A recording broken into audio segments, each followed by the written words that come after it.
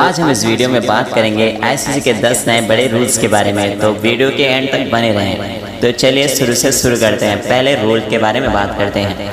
तो पहला जो रूल है वो बैट्समैन को लेकर है। बैट्समैन जो पहले 3 मिनट्स लेते थे, जैसे कोई बैट्समैन आउट हुआ तो 3 मिनट्स के अंदर दूसरे बैट्समैन को आना होता था। अब जो भी बैट्समैन आउट होगा, जो दूसरा बैट्समैन आएगा उसको 2 मिनट के अंदर ही आना होगा, 3 मिनट नहीं लगाना है भाई। तो अब दूसरे रूल के बारे में बात करें तो ये अंपायर के शॉर्ट सिग्नल को लेकर है। तो पहले अंपायर शॉर्ट सिग्नल आउट या नॉट आउट दे देते थे, अब नहीं दे पाएंगे। अब सीधे थर्ड अंपायर के पास जाना होगा और थर्ड अंपायर ही फैसला लेंगे कि आउट है या नॉट आउट है। अब तीसरे रूल के बारे में बात करें तो ये मैन कैडिंग को लेकर है। जैसे कि जॉस बटलर और आर अश्विन का तो आपको पता ही है कि आर अश्विन ने जॉस बटलर को आउट किया था मैन कैडिंग के थ्रू।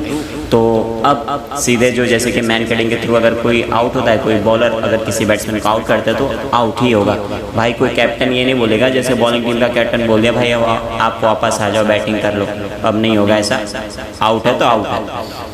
अब चौथे रूल की बात की जाए तो चौथे रूल में आईसीसी ने बोला है कि भाई आपको ग्राउंड पर घास रखना होगा, अच्छी खासी घास रखनी होगी।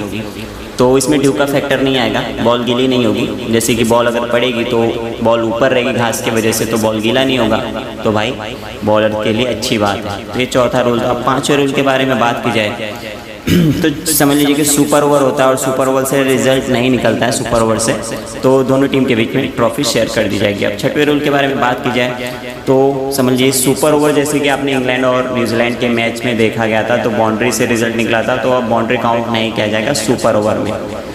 और सुपर ओवर ओनली सेमीफाइनल और फाइनल में होगा, बाकी मैचेस में सुपर ओवर नहीं होगा। अगर कोई टीम कोई भी मैच टाई होता है तो दोनों टीम को एक पॉइंट मिलेगा।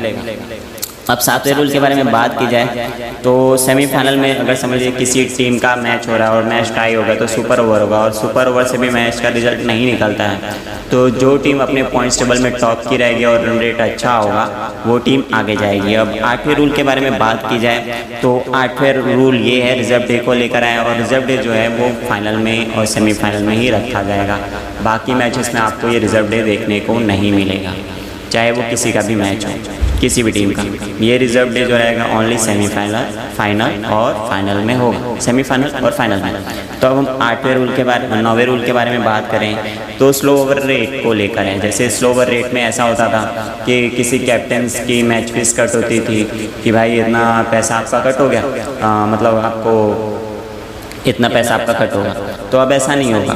अब आपको जैसे कि 48 ओवर में पहले भी एक रूल था कि 38 सर्कल में आपको एक एक्स्ट्रा फील्डर रखना होगा और बाहर 4 फील्डर ही होंगे, तो वो रूल तो हो गई।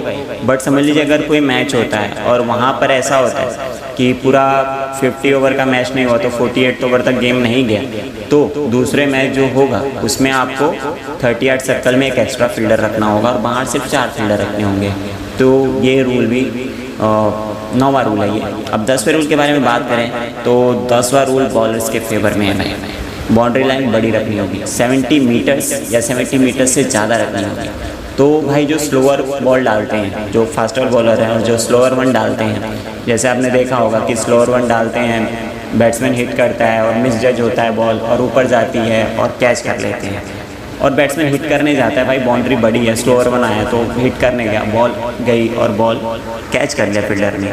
या समझ लीजिए कोई बॉलर है, स्पिनर बॉलर है, उसमें मतलब आपको पता ही होगा कि स्पिनर बॉलर क्या करते हैं कि बॉल थोड़ा वाइड लाइन पर डालते हैं, तो वाइड लाइन पर बैट्समैन हिट करने जाता है तो उसको थोड़ा पावर जनरेट मतलब वो नहीं कर पाते हैं, और पावर जनरेट नहीं कर पाने की वजह से बॉल हवा में जाती है और उस फील्डर जो है कैच कर लेता है। तो भाई ये बॉलर्स के लिए तो चांदी ही है, चांदी नहीं भाई, सोना है। तो बॉलर्स के लिए ये वर्ल्ड कप बेहतरीन रहने वाला है। बॉलर्स आपको बहुत ज़्यादा विकेट्स लेते हुए नजर आएंगे। स्लोअर वन जो स्लोअर बॉल डालते हैं फास्टर बॉलर और जो स्पिनर्स जो हैं उनके लिए बहुत ही बेस्ट रहने वाला है ये वर्ल्ड कप। तो बॉलर्स के लिए तो बहुत ही बेस्ट है, बैट्समैन के लिए भी है। अब ये बैट्समैन के लिए थोड़ा देखना होगा भाई, बहुत ही संभल के खेलना होगा। समझ लीजिए कि वाइड लाइन के बॉल को आपको हिट करने नहीं जाना है, अगर आप हिट करने जा रहे हैं तो बहुत पावर लगानी होगी, ऐसा नहीं कि आपने नॉर्मली ऐसे खेल दिया। तो ये सारा कुछ बॉलर्स के फेवर में जाने वाला है। तो ऑल द वेरी बेस्ट। तो हमारी वीडियो आपको कैसी लगी कमेंट करके ज़रूर बताइएगा, और ये रूल कैसा लगा आईसीसी का वो भी बताइएगा। और अगर हमारे चैनल पर आप नए हैं तो हमारे चैनल को सब्सक्राइब कर दीजिए, वीडियो को लाइक कर दीजिए और बेल आइकन को दबा दीजिए, और क्रिकेट की ऐसी तमाम अपडेट पाते रहिए। Thank you so much for watching.